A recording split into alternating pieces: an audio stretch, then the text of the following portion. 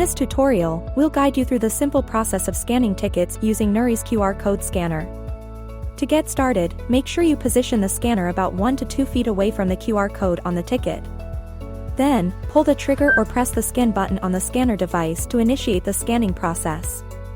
Listen for the audible single-tone beep, which indicates a successful scan. Once scanned, Nouri will display a green checkmark, confirming the ticket's validity. You'll also see the date and the number of times the ticket was scanned on that day, helping you keep track of attendance. If a ticket is invalid, a red X will appear, and you have two options: you can attempt to rescan it to rule out scanning errors, or you can perform a manual verification. With Nouri's ticket scanning system, you can ensure a smooth and efficient entry process for your event.